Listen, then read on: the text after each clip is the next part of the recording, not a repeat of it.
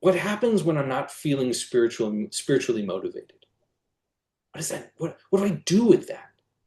And his answer to us is to recognize the power of humility, of real humility, not superficial humility, but real humility, that recognizing we're just a speck in the universe, that we're not nothing, right? Like we do exist, our actions matter, but that when we recognize just how little we are in the scope of the universe, we're actually able to see something much greater. We're actually able to see God's influence on us and on the universe, that God's creation of the universe from nothing, right? In the mystical understanding, right? That there was nothing and that God created the universe from that. We actually have to create the space within us. We have to do that tzimtzum, like God, to create the nothing. And we might think that that's the danger. I already feel like there's nothing. But no, actually, there's a nothing within the nothing that only God can create something out of. And then we can do something with. Because we can do yesh mi yesh. We can create something from something. Right? We are able to yotzer, form the clay, right? Be the potter, blow the glass. There has to be a thing there.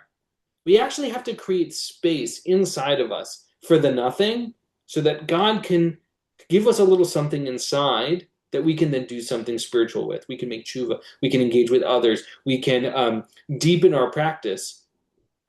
But all of this is unlocked by humility, of recognizing we're not the most important thing in the universe, recognizing that whatever trials and tribulations I experience that day are probably not the most important thing in the scheme of life, right? Today, pest control was supposed to come to my house and they didn't show and they canceled after 90 minutes. I was very frustrated.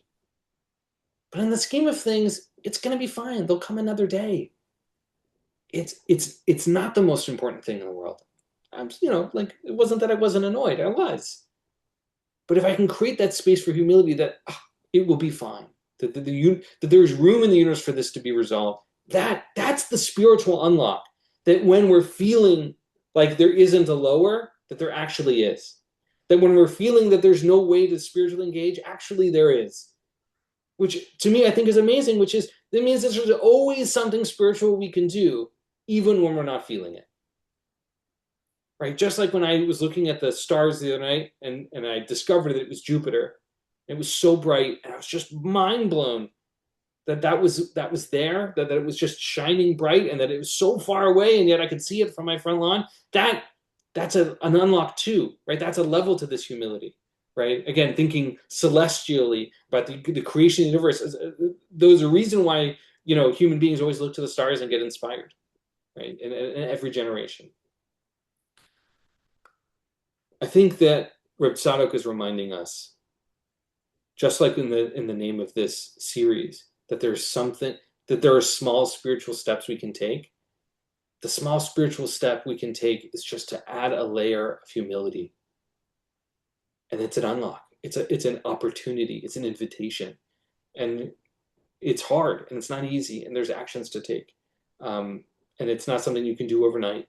But creating space for that nothing, that's the name of the game. That's the real change that's happening here.